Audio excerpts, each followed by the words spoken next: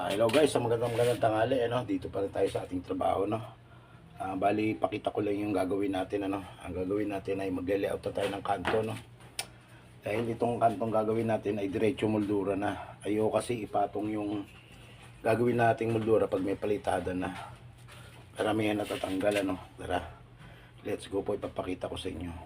Bali, ito po yung kahapon na ginawa natin, yung breaker na ayos na natin, Tapos ito po, kahapon po ay sinimulan ko na mag-layout, Yan, kung makikita nyo po ay may tansin, Yan pong tansin na yun ay hinulugan na natin yan.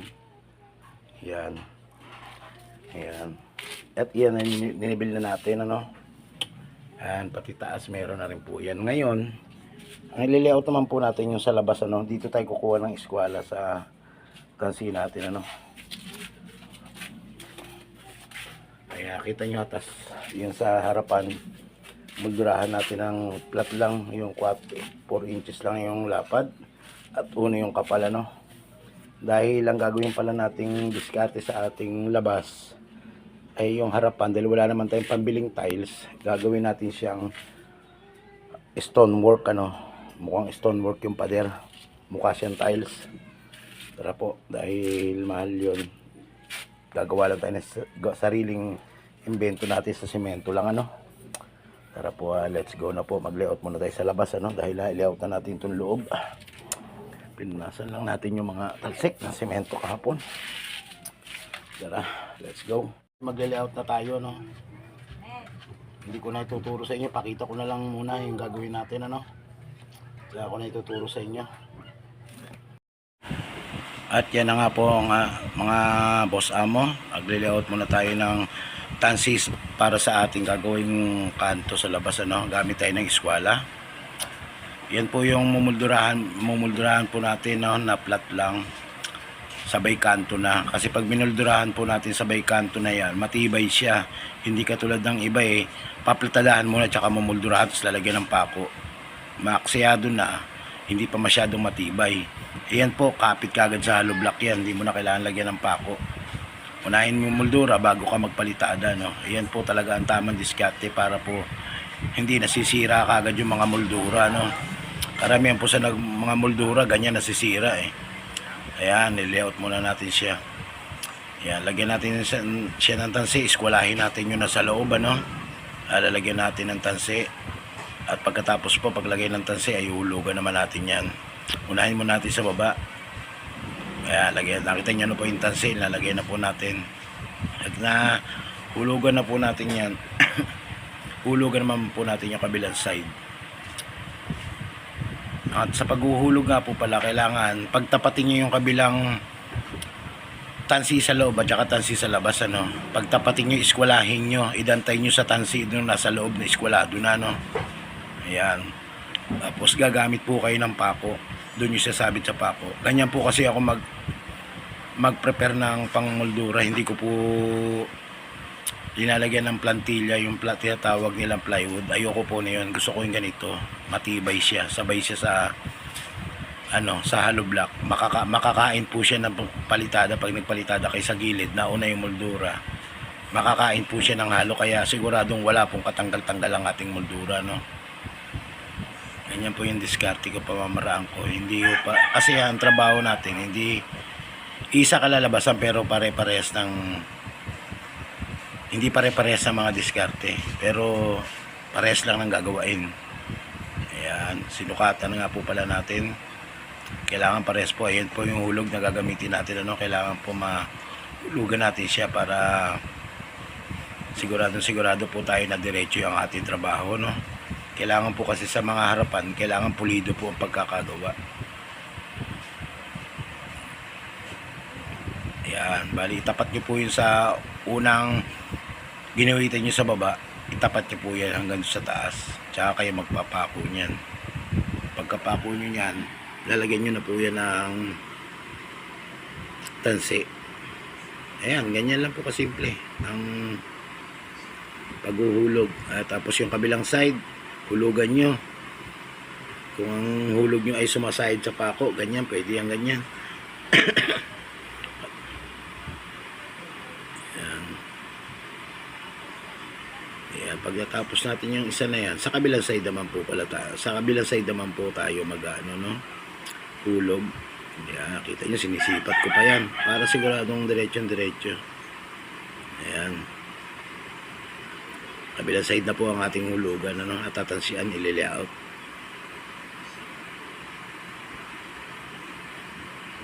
At kung kayo po pala ay magle-layout ng ganito at kayo ay marunong sa tansi, kailangan po ang pagtansi, naglalaro halos isang guhit lang po ang layo ng semento sa tansi para naglalaro. Huwag niyo po hayaang pag pinitik mo yung tansi ay hindi gumagalaw yung tansi. Ibig sabihin po, tumutukod yung tansi, wala sa diretso yung ginagawa niyo, dahil wala naman nung tansing baluktot pagka binatak mo na yun.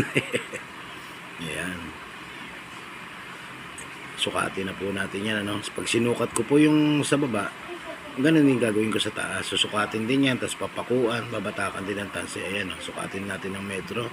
Ang sukat po pala niyan ay 134 cm kinalabasan ng ating bintana,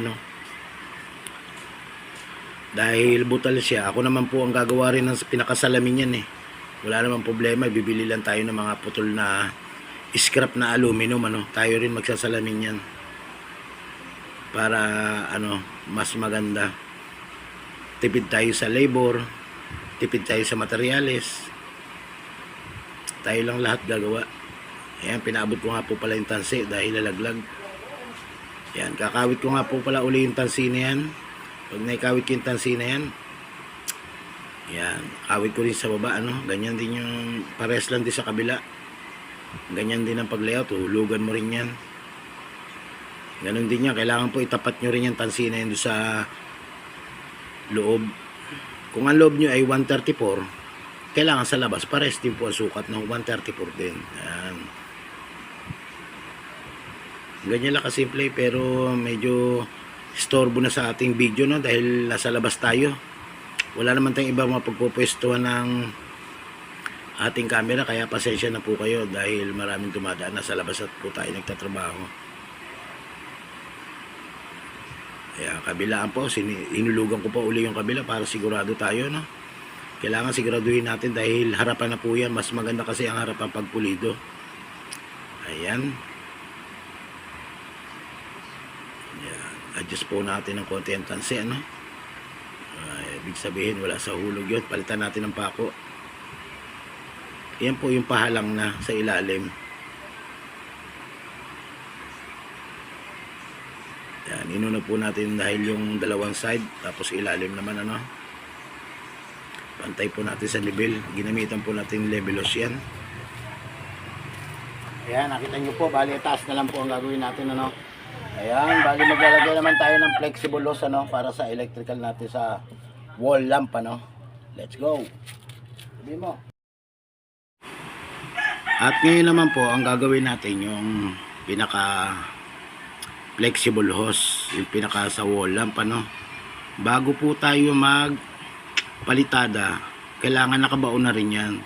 I-prepare na po natin yan, Sisinsilin natin yan.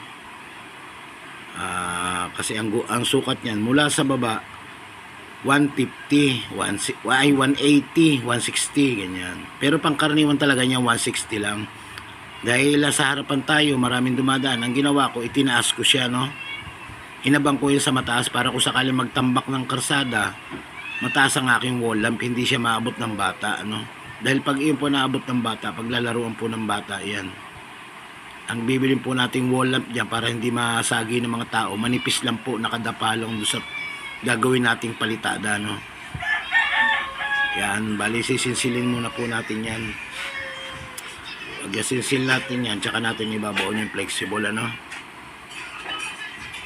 Ganyan po ganyan po ang trabaho, kahit nag-iisa tayo.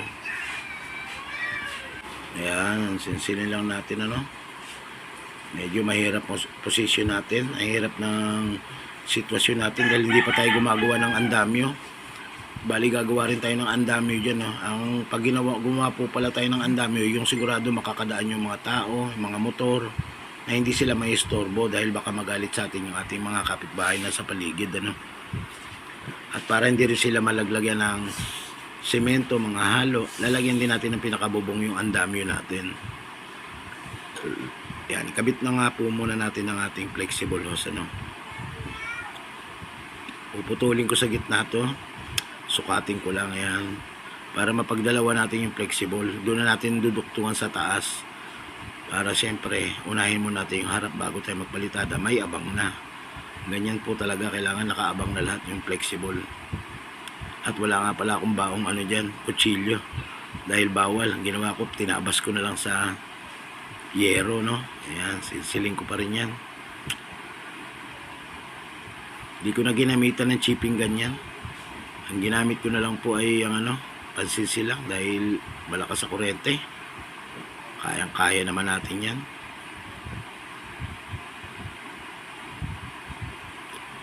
Tapos nga, kailangan natin kumuha ng pako, ano. Kuha tayo ng pako para ma-fix natin yung ating flexible hose. Yan, medyo mamimili tayo ng pako. Kahit yung mahihinang klaseng pako lang, wag na yung bago. Dahil mababaon din yun sa halo, no? Kahit yung maliliit lang. Yan. Lagyan na natin sa ating bulsa para hindi tayo baba ng baba. Ayan, tama, may dumaan na motor, ano? Istorbo yung ating hagdanan. Kakahiya naman. Pero sa ngayon lang naman to, sa susunod, lalagyan ko na ng tuntungan niya na hindi istorbo, maka-istorbo sa kanila. Pag nagpapalitada na tayo, ayan na po, lalagyan na po natin ng pako, ano.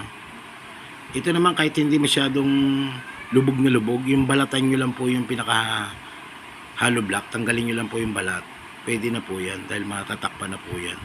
Tsaka kailangan po yan po, lagay nyo po sa hindi po siya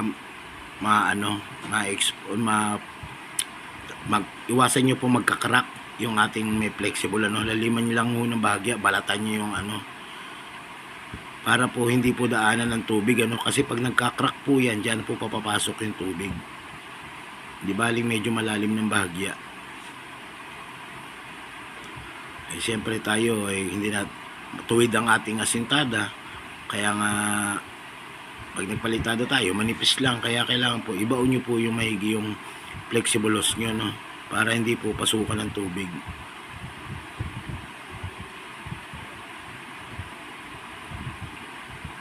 Yan, lagyan na po uli natin ng pako, ano. Ganyan lang po kasimple, oh.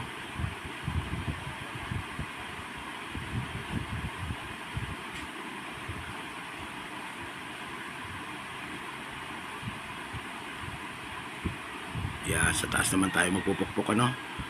Sa taas naman tayo magsisinsil. Pag nakataas na ulit, magkakabit uli ng pako. Ganun lang yan, maganda. Kahit nag-iisa tayo, kaya natin yan.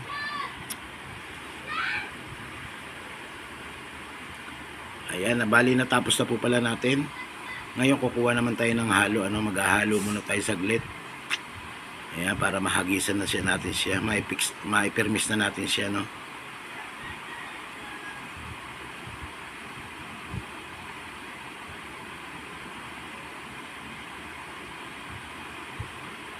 Ayan. Lagyan na natin ng halo, ano. Ayan, hindi ko na po pala binasa yan. Lagyan ko na kagad siya, malambot na halo para sipsipin niya kagad, matuyo kagad yung halo. Sa sunod na natin, pag nagplatada tayo, tsaka natin basain. Importante, mabilis matuyo to. Yan, nakakapit na po siya kagad, ano. May pans pa tayo.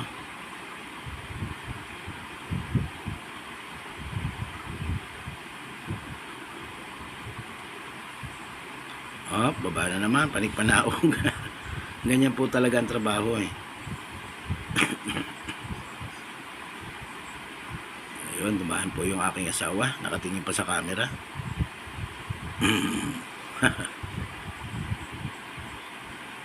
Malabnaw lang po ang lagay yung halo para sumiksik sa mga gilid, ano. Huwag niyo po lagyan ng makunat dahil hindi po sisiksik sa mga gilid yan. Ayan, pag natapos natin yan, sunod naman natin yung kabila. Ganun lang.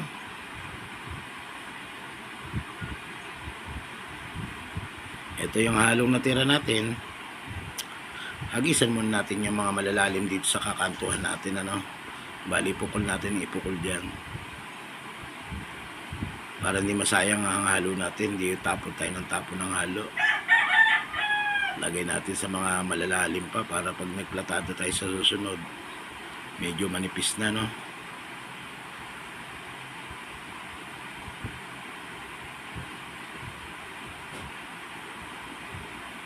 Ayan. Ito po palang ginamit kong buhangin ay hindi na binistay para ano, matibay din sa malalalim na paglalagyan na pagka nagkakanto kayo malalalim, wag na po binistay, ilagay nyo para matibay po dahil may graba-graba bahagya yun, may mga bato. Doon na lang tayo maglagay ng binistay sa mga maninipis na platadahin na. Uubos na lang din natin yung halo na yan.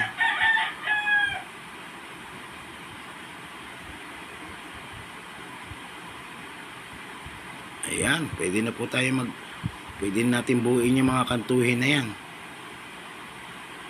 Ganyan lang, pag may buhangin tayo na ulit, bubuuin na natin yan. Tsaka kung bago nga po pala kayo sa aking YouTube channel, huwag niyo po kalimutan mag-like at mag-share at pakipindot na rin po ang aking button para lagi updated sa aking video pang gagawin.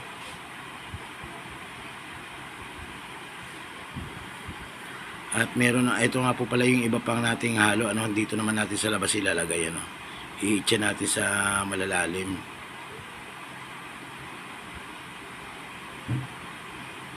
Ayan. Paninipisin muna natin bago tayo para mas manipis, mas maganda na yan, madali lang trabahuin. Kasi kapag yan makapal, hagis ng puro, sayang po ang semento. Ayan, hanggang dito lang po ang aking video. Maraming po salamat. Bye-bye. At huwag niyo po kalimutan ang aking Facebook page.